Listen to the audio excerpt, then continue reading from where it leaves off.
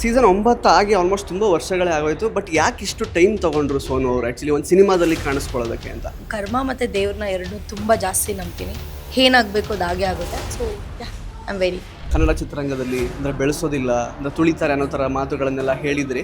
But ಈಗ Kannada cinema ಮೂಲಕ ನಿಮಗೊಂದು ಅವಕಾಶ ಸಿಕ್ಕಿದೆ ಆ್ಯಕ್ಚುಲಿ ಇದೊಂದು ಸ್ಪೆಷಲ್ ಸಾಂಗ್ ಮಾಡೋದಕ್ಕೆ. ಸೊ ಈಗೇನು ಹೇಳ್ತೀರಾ ಕನ್ನಡ ಚಿತ್ರರಂಗದ ಬಗ್ಗೆ?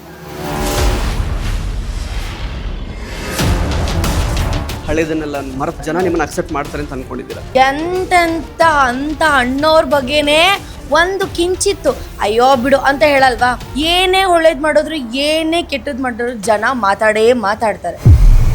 ಕೆಟ್ಟ ಇನ್ಸಿಡೆಂಟ್ ನಿಮ್ಮ ಒಂದು ರಿಲೇಷನ್ಶಿಪ್ ಸ್ಟೇಟಸ್ ಮೇಲೆ ತುಂಬ ಕೆಟ್ಟ ಪರಿಣಾಮ ಬೀರಿರೋದಂತೂ ತುಂಬ ಚೆನ್ನಾಗಿ ಕಾಣ್ತಾ ಇದೆ. ರಿಲೇಷನ್ಶಿಪ್ಪಲ್ಲಿ ಈ ಥರ ಮೋಸ ಮಾಡೋರಿಗೆ ಏನು ಹೇಳಕ್ಕೆ ಇಷ್ಟಪಡ್ತೀರಾ? ಎಲ್ಲ ಕಳ್ಳನ ಮಕ್ಳು ಹುಡುಗರುಗಳು ಇನ್ಕ್ಲೂಡಿಂಗ್ ಯು.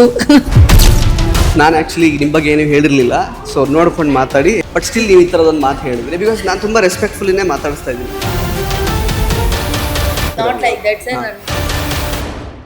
ನಮಸ್ಕಾರ ಸ್ನೇಹಿತರೆ, ವಿಶ್ವವಾಣಿ ಟಿವಿ ಸ್ಪೆಷಲ್ನ ಈ ಒಂದು ವಿಶೇಷ ಸಿನಿಮಾ ಸೆಗ್ಮೆಂಟಿಗೆ ಸ್ವಾಗತ. ನಾನು ಸುಜಯ್ ರಾಜ್. ಸ್ನೇಹಿತರೆ, ಇನ್ಫ್ಲುಯೆನ್ಸರ್ ಆಗಿ ಹಾಗೆಯೇ ಬಿಗ್ ಬಾಸ್ ಸೀಸನ್ 9 ಅಂದರೆ OTT ಸೀಸನ್ನ ಕಂಟೆಸ್ಟೆಂಟ್ ಆಗಿ ಜನಗಳಿಗೆ ತಕ್ಕಮಟ್ಟಿಗೆ ಪರಿಚಯ ಇರುವಂತಹ ಸೋನು ಶ್ರೀನಿವಾಸ್ ಗೌಡ ಅವರು ಈಗ ಅಫಿಷಿಯಲ್ ಆಗಿ ನಟಿಯಾಗಿ ಬಡ್ತಿ ಪಡ್ಕೊಂಡಿದ್ದಾರೆ. KK ಅನ್ನುವಂತಹ ಸಿನಿಮಾದಲ್ಲಿ ಒಂದು ಸುಂದರವಾದ ಹಾಡಿಗೆ ಹೆಜ್ಜೆ ಹಾಕಿದ್ದಾರೆ.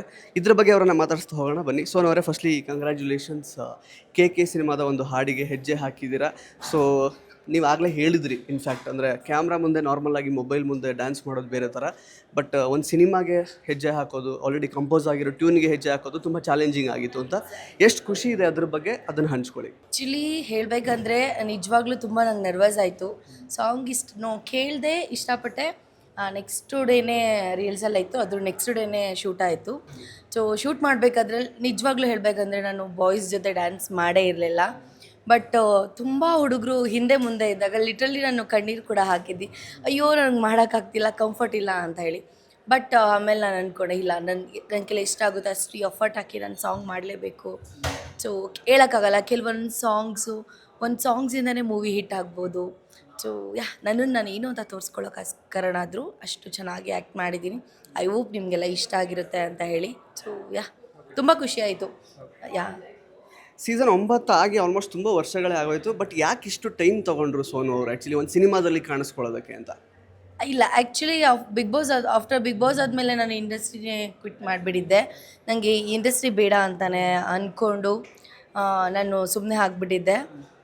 ತುಂಬ ಆಫರ್ಗಳು ಬಂದಿದೆ, ಇಲ್ಲ ಅಂತಲ್ಲ. ಬಟ್ ಕೆಲವೊಂದು ಕಾರಣಗಳಿಂದಾಗಿ ನನಗಿಷ್ಟ ಆಗ್ಬೋದು, ಅವ್ರಿಗೆ ಇಷ್ಟ ಆಗದೆ ಇರ್ಬೋದು, ಕೆಲವೊಂದಷ್ಟು ಮನಸ್ತಾಪಗಳಿಂದಾಗಿ ಬೇಡ ಅಂತ ಕೈ ಮುಗಿಬಿಟ್ಟಿದ್ದೆ. ಬಟ್ ಇಲ್ಲಿ ಡೈರೆಕ್ಟರ್ ಆಗಿ ನನ್ನ ಫ್ರೆಂಡೇ ವರ್ಕ್ ಮಾಡ್ತಾಯಿದ್ರು, ರಾಮ್ ಅಂತ. ನಾನು ಕಾಲ್ ಮಾಡಿದರು, ಸೋನು ಹೀಗೆ ಫಸ್ಟ್ ಇಲ್ಲ ನಾನು ಮಾಡಲ್ಲ ಅಂತ ಹೇಳಿದೆ. ಆಮೇಲೆ ಇಲ್ಲ ಮಾಡಿ ಅದು ಇದು ಅಂತ ಹೇಳಿ ಸ್ವಲ್ಪ ಮಾತುಗಳಾಯಿತು. ನಂತರ ಒಪ್ಕೊಂಡು ಮಾಡಿದೆ ಅಷ್ಟೇ.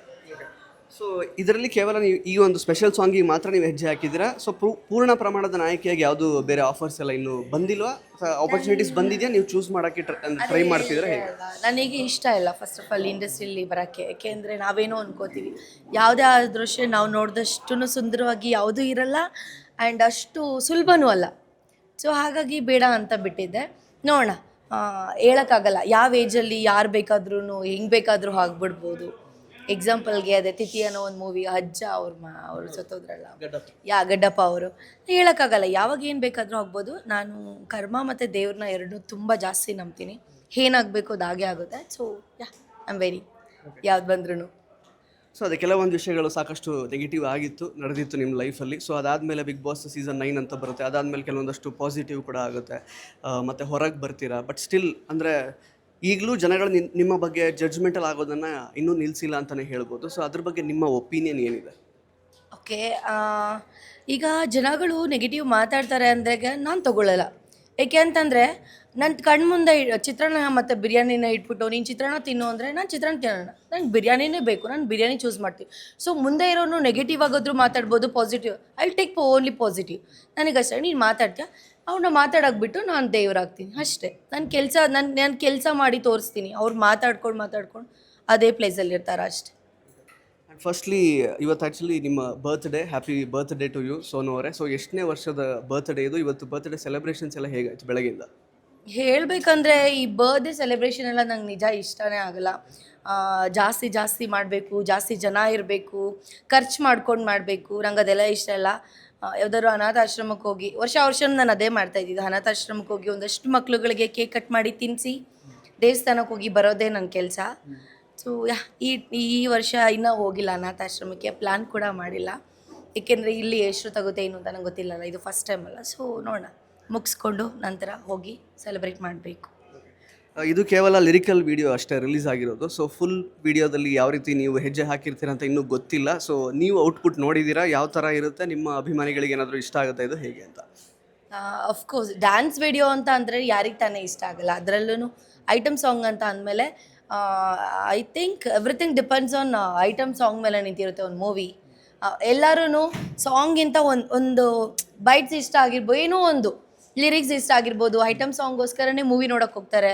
ಕೆಲವೊಂದು ಸಲ ನಾನು ಹಾಗೆ ಮಾಡಿದ್ದೀನಿ, ಕನ್ನಡ ಆಗಿರ್ಬೋದು, ತೆಲುಗು ಆಗಿರ್ಬೋದು, ಯಾವ್ದು ಬೇಕಾದ್ರೂ. ಸೊ ನಾನು ಹೇಳೋದಾಗಿದೆ, ನನ್ನ ಕೈಲಿ ಎಷ್ಟು ಆಗುತ್ತೆ ನನ್ನ ಎಫರ್ಟ್ ಎಲ್ಲದೂ ಹಾಕಿ ನಾನು ವಿಡಿಯೋ ಮಾಡಿದ್ದೀನಿ. ಐ ಹೋಪ್ ನಿಮ್ಗಳಿಗೆಲ್ಲರಿಗೂ ಇಷ್ಟ ಆಗುತ್ತೆ ಅಂತ ಹೇಳಿ. ಸೊ ಇಷ್ಟ ಆದರೂ ಇಷ್ಟ ಆಗಿಲ್ಲ ಅಂದ್ರೂ ಮನಸ್ಸಿಗೆ ಒಪ್ಕೊಂಬಿಡಿ. ತಪ್ಪಾಗಿದ್ದರೆ ಕಮೆಂಟ್ ಮುಖಾಂತರ ತಿಳಿಸಿ, ಅದನ್ನು ತಿದ್ಕೊಳ್ಳೋ ಪ್ರಯತ್ನ 100% ಮಾಡೇ ಮಾಡ್ತೀನಿ. ಅದೇ ಕೆಲವು ವರ್ಷಗಳ ಹಿಂದೆ ಆ್ಯಕ್ಚುಲಿ ಅಂದರೆ ಕನ್ನಡ ಚಿತ್ರರಂಗದಲ್ಲಿ ಅಂದರೆ ಬೆಳೆಸೋದಿಲ್ಲ, ಅಂದರೆ ತುಳಿತಾರೆ ಅನ್ನೋ ಥರ ಮಾತುಗಳನ್ನೆಲ್ಲ ಹೇಳಿದ್ರಿ. ಬಟ್ ಈಗ ಕನ್ನಡ ಸಿನಿಮಾ ಮೂಲಕ ನಿಮಗೊಂದು ಅವಕಾಶ ಸಿಕ್ಕಿದೆ ಆ್ಯಕ್ಚುಲಿ ಇದೊಂದು ಸ್ಪೆಷಲ್ ಸಾಂಗ್ ಮಾಡೋದಕ್ಕೆ. ಸೊ ಈಗೇನು ಹೇಳ್ತೀರಾ ಕನ್ನಡ ಚಿತ್ರರಂಗದ ಬಗ್ಗೆ? ಅದೇ ನಾನು ಚಿಕ್ಕವಳಿದ್ದೆ ಆವಾಗ ಮಾತು ಹೇಳಿದ್ದು. ನಂತರ ಇಲ್ಲ, ನಾನು ಕನ್ನಡದಲ್ಲೇ ಬೆಳಿಬೇಕು, ಕನ್ನಡದಲ್ಲೇ ಇರಬೇಕು, ನಮ್ಮನ್ನು ಯಾರು ಕನ್ನಡದಲ್ಲಿ ಬೈದಿದ್ದಾರೆ ಅವ್ರ ಮುಂದೆನೇ ನಾವು ಬೆಳೆದು ತೋರಿಸ್ಬೇಕು ಅಂತ ಹೇಳಿ ಸೊ ಇಲ್ಲಿದ್ದೀನಿ. ನನಗೆ ಗೊತ್ತಿಲ್ಲ ನನಗೆ ತೆಲುಗು ಆಫರ್ ಬರ್ತಿತ್ತೋ ಬಿಡ್ತಿತ್ತೋ ನಂಗೆ ಗೊತ್ತಿಲ್ಲ. ಬಟ್ ಎಲ್ಲ ಕ್ವಿಟ್ ಮಾಡಿದ್ದೆ 4 ವರ್ಷದಿಂದ. ಸೊ ಇವಾಗ ಸ್ಟಾರ್ಟ್ ಮಾಡಿದ್ದೀನಿ. ಮುಂದೆ ಯಾವುದೇ ಲ್ಯಾಂಗ್ವೇಜ್ ಬಂದ್ರೂ ನಾನು ಬೇಡ ಅಂತ ಹೇಳಲ್ಲ. ಆ್ಯಸ್ ಅ ಆರ್ಟಿಸ್ಟ್ ಆಗಿ ಬೇಡ ಅನ್ನೋ ಮಾತು ಯಾರಿಗೂ ಬರಬಾರ್ದು. ಸೊ ಎಲ್ಲದಕ್ಕೂ ರೆಡಿ ಇರಬೇಕು. So that's it. So Sonu's diaries ಅಂತ ಕೆಲವೊಂದಷ್ಟು ಸೀರೀಸ್ ಆಫ್ ನೀವು ರೀಲ್ಸ್ಗಳನ್ನು ನೀವು ಸೋಷಿಯಲ್ ಮೀಡಿಯಾದಲ್ಲಿ ಮಾಡ್ತಿದ್ದೀರಾ, ಸಾಕಷ್ಟು ಒಳ್ಳೆ ಪ್ರತಿಕ್ರಿಯೆ ಬರ್ತಾ ಇದೆ. ಆಲ್ಮೋಸ್ಟ್ 15th ಎಪಿಸೋಡ್ಗೆ ಏನೋ ನಿಲ್ಲಿಸ್ಬಿಟ್ರಿ. ಸೊ ಯಾಕೆ ಅಲ್ಲಿಗೆ ನಿಲ್ಲಿಸಿದ್ರಿ, ಮುಂದಕ್ಕೆ ಇನ್ನೇನು ಹೇಳಲಿಕ್ಕಿಲ್ವಾ ಹೇಗೆ ಅಂತ? ಅದೇ ಬಿಗ್ ಬಾಸ್ವರೆಗೂ ಹೇಳಿದೆ. ನಂತರ ಏನಾಗಿತ್ತು ಅಂತ ಎಲ್ಲರಿಗೂ ಗೊತ್ತು. ಅಂದರೆ ಜನಗಳು ಏನು ನೆಗೆಟಿವ್ ತಿಳ್ಕೊಂಡಿರ್ತಾರಲ್ಲ, ಅದು ಓಕೆ ನೆಗೆಟಿವೇ ಅದು. ಬಟ್ ನೀವು ತಿಳ್ಕೊಂಡಿರೋ ವೇ ಅಲ್ಲಿ ಅಲ್ಲ, ಬೇರೆ ವೇ ಅಂತ ಹೇಳೋಕ್ಕೆ ಟ್ರೈ ಮಾಡಿದೆ ಅಷ್ಟೇ. ಅದಾದ ನಂತರ ಆಫ್ಟರ್ ಬಿಗ್ ಬಾಸ್ ಆದಮೇಲೆ ನಿಮಗೆ ಗೊತ್ತು ಏನೇನೆಲ್ಲ ಆಯಿತು ಅಂತ. ಅದಕ್ಕೂ ಮುಂಚೆ ಏನೆಲ್ಲ ಆಯಿತು ನನ್ನ ಲೈಫಲ್ಲಿ ಅಂತ ತಿಳಿಸ್ಕೊಡೋಕ್ಕೋಸ್ಕರ ನಾನು ಯಾರೂ ಟ್ರೈ ಮಾಡಿರಲ್ಲ ಇನ್ಸ್ಟಾಗ್ರಾಮಲ್ಲಿ. ಸೊ ಒಂದು ಟ್ರೆಂಡ್ ಮಾಡೋಣ ಅಂತ ಹೇಳಿ ವರ್ಕ್ ಆಯಿತು. ಸೀಸನ್ 9ನಲ್ಲಿ ಅಂದರೆ ರಾಕೇಶ್ ಅಡಿಗ ಅವ್ರ ಜೊತೆಗೆ ಒಳ್ಳೆ ಒಂದು ಫ್ರೆಂಡ್ಶಿಪ್ ಇತ್ತು ನಿಮಗೆ. ಸೊ ಅವರನ್ನು ಹೊರತುಪಡಿಸಿ ಬೇರೆ ಯಾರ ಜೊತೆಗೆಲ್ಲ ನೀವು ಟಚ್ಚಲ್ಲಿ ಇದ್ದೀರಾ ಸೀಸನ್ 9ರ ಕಂಟೆಸ್ಟೆಂಟ್ಸ್ಗಳ ಜೊತೆಗೆ? ಟಚ್ ಅಂತ ಬಂದರೆ ಎಲ್ಲರ ಜೊತೆನೂ ಚೆನ್ನಾಗಿದ್ದೀನಿ. ಕೆಲವೊಂದಷ್ಟು ನಮ್ಮ 1 ವೀಕ್ ಒಂದ್ಸಲ ಮಾತಾಡ್ತೀವಿ, ಮಂತ್ಲಿ ಒಂದ್ಸಲ ಪಾರ್ಟಿ ಮಾಡ್ತೀವಿ, ಹೌಸ್ ಪಾರ್ಟಿ ಮಾಡ್ಬೋದು, ಕ್ಲಬ್ ಪಾರ್ಟಿ ಮಾಡ್ಬೋದು. ಬಟ್ ಯಾರ ಹತ್ರನೂ ನಾನು ಮನಸ್ತಾಪ ಮಾಡ್ಕೊಳ್ಳಲ್ಲ. ನನಗೆ ಇಷ್ಟ ಇಲ್ಲ ಅಂದರೆ ದೂರ ಆಗಿಬಿಡ್ತೀನಿ. ಬಿಟ್ಟರೆ ಜಗಳ ಮಾಡ್ಕೊಳ್ಳೋದು ಅದೆಲ್ಲ ನಾನು ಮಾಡೋದೇ ಇಲ್ಲ. ಬಟ್ ದೇವ್ರ ದಯದಿಂದ ಎಲ್ಲರ ಜೊತೆನೂ ಚೆನ್ನಾಗಿದ್ದೀನಿ, ಎಲ್ಲರ ಜೊತೆ ಖುಷಿಯಾಗಿದ್ದೀನಿ. ಸೊ ಯಾರು ಅಂದರೆ ರಾಕೇಶ್ ಏನಾದರೂ ವಿಶ್ ಮಾಡಿದರೆ ಇವತ್ತು ಬರ್ತ್ಡೇಗೆ? ಯಾರೆಲ್ಲ ವಿಶ್ ಮಾಡಿದರು ನಿಮ್ಮ ಕ್ಲೋಸ್ ಫ್ರೆಂಡ್ಸ್, ಅದ್ರ ಬಗ್ಗೆ ಎಲ್ಲ? ತುಂಬ ಜನ ಮಾಡಿದ್ದಾರೆ ಸರ್. ತುಂಬ ಇಂಥವ್ರು ಅಂತ ಅಲ್ಲ, ತುಂಬ ಬೇಕಾದವರು ಎಲ್ಲ ಮಾಡಿದ್ದಾರಲ್ಲ, ಅದು ಮೇಯ್ನ್ ನನಗೆ. ಸೊ ಅಷ್ಟೇ, ಎಲ್ಲ ಮಾಡಿದ್ದಾರೆ ಸರ್, ಎಲ್ಲರೂ ಮಾಡಿದ್ದಾರೆ. ಬಿಗ್ ಬಾಸಲ್ಲಿರೋ ಪ್ರತಿಯೊಬ್ಬರು ಮಾಡಿದ್ದಾರೆ. ಸೊ ಅವರೇ life has been unfair to you many times actually, ತುಂಬ ಹಿಂದಿನಿಂದ ಬೇರೆ ಬೇರೆ ವಿಷಯಗಳಿಗೆ. ಬಟ್ ಸ್ಟಿಲ್ ನೀವು ಅದನ್ನೆಲ್ಲ ಮುನ್ನುಗ್ಗಿ ಅಂದರೆ ಅದನ್ನೆಲ್ಲ ನೀವು ತಡೆದು ಆ್ಯಕ್ಚುಲಿ ನೀವು ಸ್ಟ್ರಾಂಗ್ ಅಂತ ತೋರಿಸ್ಕೊಂಡು ಬಂದಿದ್ದೀರಾ ಇಲ್ಲಿ ತನಕ. ಬಟ್ ಸ್ಟಿಲ್ ನಿಮಗೆ ಈಗಲೂ ಫೀಲ್ ಆಗುತ್ತಾ ಜನಗಳಿಗೆ, ಅಂದರೆ ನಾವು ನೆಗೆಟಿವ್ನ ಜಸ್ಟ್ ಅವಾಯ್ಡ್ ಮಾಡ್ಕೊಂಡು ಅಷ್ಟೇ ನಾನು ಸ್ಟ್ರಾಂಗ್ ಆಗಿದ್ದರೆ ಮಾತ್ರ ಇಲ್ಲಿ ಬದುಕೋಕ್ಕಾಗತ್ತೆ, ಹೊರತುಪಡಿಸಿ ಜನಗಳನ್ನ ಅಕ್ಸೆಪ್ಟ್ ಮಾಡ್ಕೊಂಡ್ಬಿಡ್ತಾರೆ ಕಂಪ್ಲೀಟಾಗಿ, ಅದನ್ನೆಲ್ಲ ಹಳೇದನ್ನೆಲ್ಲ ಮರೆತು ಅಂತ ಅನಿಸಿದೆ ನಿಮಗೆ? What is the option left actually? ನಿಮಗೆ ಸ್ಟ್ರಾಂಗ್ ಆಗಿರೋದೇ ದೊಡ್ಡ ಆಪ್ಷನ್ ಒಂದೇನಾ, ಅಥವಾ ಜನ ನಿಮ್ಮನ್ನು ಅಕ್ಸೆಪ್ಟ್ ಮಾಡ್ತಾರೆ ಅಂತ ಅಂದ್ಕೊಂಡಿದ್ದೀರಾ? ಅಂದರೆ ನನ್ನ ಪ್ರಕಾರ ನಾವು ಒಂದು ತಪ್ಪು ಮಾಡಿದ್ದೀವಿ ಅಂತಂದರೆ ಅದು ಬೇರೆಯವ್ರ ತಪ್ಪು ಅಂತಲ್ಲ, ನಮ್ಮದೇ ತಪ್ಪು. ನಾವು ಏನು ತಪ್ಪು ಮಾಡಿದ್ದೀವಿ ಅದನ್ನು ಜನ ಒಂದ್ಸಲ ಕ್ಷಮಿಸಿದ್ದಾರೆ ಅಂತ ಗೊತ್ತಾಗಿದ ಮೇಲೆ ಆ ತಪ್ಪು ಮತ್ತೆ ಆಗಬಾರ್ದು, ಆ ಥರ ಮುಂದೆ ನಡ್ಕೊಂಡು ಹೋಗಬೇಕು. ಸೊ ನನ್ನ ಒಂದ್ಸಲ ಕ್ಷಮಿಸಿದ್ದಾರೆ, ನಾನು ಅದೇ ಥರ ಮುಂದೆ ತಪ್ಪು ಮಾಡದೆ ಹೋಗ್ತಾ ಇದ್ದೀನಿ. ಎಲ್ಲ ಅಕ್ಸೆಪ್ಟ್ ಮಾಡಿದ್ದಾರೆ, ಎಲ್ಲರೂ ನನ್ನ ಪಾಸಿಟಿವ್ ಆಗಿ ನೋಡಬೇಕು, ಎಲ್ಲ ನನ್ನ ಒಪ್ಕೊಬೇಕು ಅನ್ನೋದು ಸ್ವಾರ್ಥ. ನಾವು ನಮ್ಮ ಕೈಲಿ ಎಷ್ಟಾಗುತ್ತೆ ಅಷ್ಟು ಎಫರ್ಟಾಗಿ ಬಿಟ್ಬಿಡ್ಬೇಕು. ನೀವು ತಗೊಳ್ಳಿ ಬಿಡಿ, ಅದು ನಿಮ್ಮ ಇಷ್ಟ. ಎಂತೆಂಥ ಅಂಥ ಅಣ್ಣವ್ರ ಬಗ್ಗೆನೇ ಒಂದು ಕಿಂಚಿತ್ತು ಅಯ್ಯೋ ಬಿಡು ಅಂತ ಹೇಳಲ್ವಾ, ಆ ಊರಲ್ಲಿ ನಾವು ಏನೇನೂ ಅಲ್ಲ. ಸೊ ಏನೇ ಒಳ್ಳೇದು ಮಾಡಿದ್ರು ಏನೇ ಕೆಟ್ಟದ್ದು ಮಾಡಿದ್ರು ಜನ ಮಾತಾಡ್ತಾರೆ. ಅವ್ರನ್ನ ಮಾತಾಡೋಕೆ ಬಿಟ್ಬಿಡ್ಬೇಕು. ಸೊ ಬಿಗ್ ಬಾಸ್ ಸೀಸನ್ 13 ಇವಾಗ ಬರ್ತಾ ಇದೆ. ಏನಾದರೂ ಆಪರ್ಚುನಿಟಿ ಸಿಕ್ಕಿದ್ರೆ ಮತ್ತೆ ವಾಪಸ್ ಬಿಗ್ ಬಾಸ್ ಬರೋದಕ್ಕೆ ಇಷ್ಟ ಇದೆ ನಿಮಗೆ ಹೇಗೆ ಅಂತ? ಸದ್ಯಕ್ಕೆ ಇಲ್ಲ ಯಾಕೆ ಅದು ಒಂದ್ಸಲ ಹೋದ್ರಷ್ಟೇ ಚಂದ, ಪದೇ ಹೋದರೆ ಚೆನ್ನಾಗಿರಲ್ಲ. ಸೊ ನೋಡೋಣ ಏನಾಗುತ್ತೆ. ಆಫರ್ ಬಂದಿಲ್ಲ ಇನ್ನು, ಬಂದರೆ. ನಿಮ್ಮ ಇನ್ಸ್ಟಾಗ್ರಾಮ್ ಫಾಲೋವರ್ಸ್ಗಳಿಗೆ ಒಂದು ಪ್ರಶ್ನೆ ಉಳಿದಿರೋದೇನಂತಂದರೆ, ನೀವು ಆ್ಯಕ್ಚುಲಿ ನಿಮ್ಮ ಸೋನೂಸ್ ಡೈರೀಸಲ್ಲಿ ಹೇಳ್ಕೊಂಡ್ರಿ ಯಾವುದೋ ಒಂದು ಸಂದರ್ಭದಲ್ಲಿ ನಿಮ್ಮ ಮೊದಲ ಪ್ರಿಯಕರ ಬಂದು ನಿಮ್ಮ ಜೊತೆಗೆ ಒಂದಾದ್ರು ಅವರು, ನೀವು ಹತ್ರಿ ಭಾವುಕರಾದ್ರಿ ಅಂತೆಲ್ಲ. ಸೊ ಈಗ ಆ್ಯಕ್ಚುಲಿ ಸಿಂಗಲ್ ಸೋನು ಅವರು ಅಥವಾ ಮಿಂಗಲ್ ಆಗಲಿಕ್ಕೆ ರೆಡಿ ಇದ್ದಾರೆ ಅಥವಾ ಮೊದಲನೇ ಪ್ರಿಯಕರ ಜೊತೆಗಿದ್ದಾರೆ ಇವಾಗ ಹೇಗೆ ಅಂತ? ಇಲ್ಲ ನನ್ನ ಬಾಯ್ ಫ್ರೆಂಡ್ ಈಗ ತೀರೋಗ್ಬಿಟ್ಟು ಏಪ್ರಿಲ್ 8 ತೀರೋಗಿದ್ದು. So I am single, I am not ready to mingle, I am always single. ನಾನು ಮಿಂಗಲ್ ಆಗಲ್ಲ. ಈ ಮದುವೆ ಅಂದರೆ ಕಾನ್ಸೆಪ್ಟ್ ಅಂದರೆ ನನಗೆ ತಲೆನೋವು ಬಂದುಬಿಡುತ್ತೆ. I don't know why. So ಆರಾಮಾಗಿ ಸಿಂಗಲಾಗಿ ಮನೆಯವ್ರ ಜೊತೆ ಚೆಂದ ಇದ್ದೀನಿ, ಹಾಗೆ ಇರೋಕ್ಕೆ ಇಷ್ಟಪಡ್ತೀನಿ ಅಷ್ಟೇ. ಸೊ ಕೊನೆಯದಾಗಿ ಆ್ಯಕ್ಚುಲಿ ಅದೇ ಸಿಂಗಲ್ ಆಗಿ ಇರ್ತೀನಿ ಅಂತ ಹೇಳಿದ್ರಿ, ಮಿಂಗಲ್ ಆಗಲ್ಲ ಅಂತ ಹೇಳಿದ್ರಿ. ಬಟ್ ಒಂದು ಕೆಟ್ಟ ಇನ್ಸಿಡೆಂಟ್ ನಿಮ್ಮ ಒಂದು ರಿಲೇಷನ್ಶಿಪ್ ಸ್ಟೇಟಸ್ ಮೇಲೆ ತುಂಬ ಕೆಟ್ಟ ಪರಿಣಾಮ ಬೀರಿರೋದಂತೂ ತುಂಬ ಚೆನ್ನಾಗಿ ಕಾಣ್ತಾ ಇದೆ. ಬಟ್ ಈ ರೀತಿ ಟ್ರ್ಯಾಪ್ ಮಾಡುವಂತಹ ಹುಡುಗರಿಗೆ ಸೋನವ್ರು ನೀವೇ ಹೇಳ್ಕೊಂಡಿರೋ ಹಾಗೆ ಯಾರಿಗೂ ಮೋಸ ಮಾಡಿಲ್ಲ, ಏನೂ ಮಾಡಿಲ್ಲ, ದುಡ್ಡನ್ನ ನಿಮ್ಮ ಕಡೆಯಿಂದನೇ ಅವ್ರು ಆ್ಯಕ್ಚುಲಿ ಬಾಚ್ಕೊಂಡಿದ್ದಾರೆ ಹುಡುಗರೆಲ್ಲ. ರಿಲೇಷನ್ಶಿಪ್ಪಲ್ಲಿ ಈ ಥರ ಮೋಸ ಮಾಡೋರಿಗೆ ಏನು ಹೇಳೋಕ್ಕೆ ಇಷ್ಟಪಡ್ತೀರಾ? ಈಗ ಎಲ್ಲರೂ ಒಳ್ಳೆಯವರೇ ಇರ್ತಾರೆ ಅಂತ ಹೇಳೋಕ್ಕಾಗಲ್ಲ, ಕೆಟ್ಟವರು ಇರ್ತಾರೆ. ಸೊ ನಾವು ಹುಡುಗಿರು ಅಲರ್ಟ್ ಆಗಿರಬೇಕು.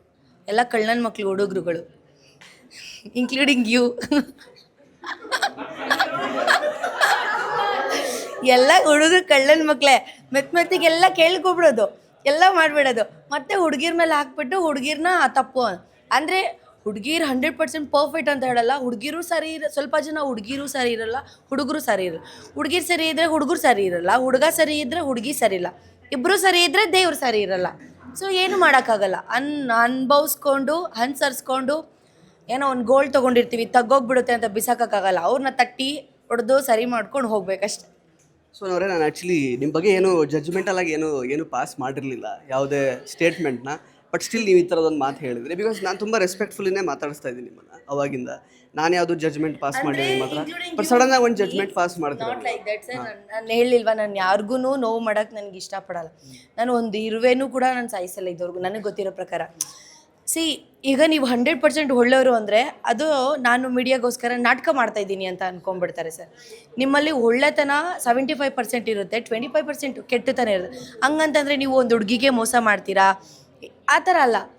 ಈಗ ನಿಮ್ಮ ಜೊತೆ ನಿಮ್ಮ ಫ್ರೆಂಡ್ಸ್ ಇರ್ತಾರೆ, ನೀವು ದುಡ್ಡು ಕೇಳಿದಾಗ ಅವ್ರು ಕೊಟ್ಟಿರ್ತಾರೆ, ಅವ್ರು ಕೇಳಿದಾಗ ನೀವು ಕೊಡದೇ ಇರೋದು ಅದು ಕೆಟ್ಟತನನೇ. ಆ ಥರದ್ದೇ ಹೇಳಿದೆ ಹೊರತು ಹುಡುಗಿರ ವಿಷಯ ಆ ಥರ ಎಲ್ಲ ತಗೊಂಡು ನಾನು ಯಾರ ಬಗ್ಗೆನೂ ನೋಡಿದ್ದೀರಲ್ಲ, ನಾನು ಎಲ್ಲೂ ಯಾರ ಬಗ್ಗೆನೂ ಕೆಟ್ಟದಾಗ ಮಾತಾಡಲ್ಲ, ನಾನು ಯಾರು ಸವಾಸಕ್ಕೂ ಹೋಗಲ್ಲ, ನಾನಾಯಿತು ನನ್ನ ಪಾಡಾಯಿತು ಅಂತ ಅಷ್ಟೇ. ಎನಿವೇಸ್, ನಾನು ಆ್ಯಕ್ಚುಲಿ ನಿಮ್ಮ ಬಗ್ಗೆ ಏನೂ ಹೇಳಿರಲಿಲ್ಲ. ಸೊ ನೋಡ್ಕೊಂಡು ಮಾತಾಡಿ. Anyways, all the best, happy birthday. So ಸ್ನೇಹಿತರೆ, ಇದಾಗಿತ್ತು ಸೋನು ಅವರ ಮಾತುಗಳು. ಮತ್ತೆ ಭೇಟಿ ಆಗ್ತಾ ಇರೋಣ. ಧನ್ಯವಾದ. ಇಂಟ್ರೆಸ್ಟಿಂಗ್ ಮತ್ತು ಇನ್ಫಾರ್ಮೇಟಿವ್ ವಿಡಿಯೋಗಳನ್ನ ಮಿಸ್ ಮಾಡ್ಕೋಬೇಡಿ. ಈಗಲೇ ಸಬ್ಸ್ಕ್ರೈಬ್ ಮಾಡಿ.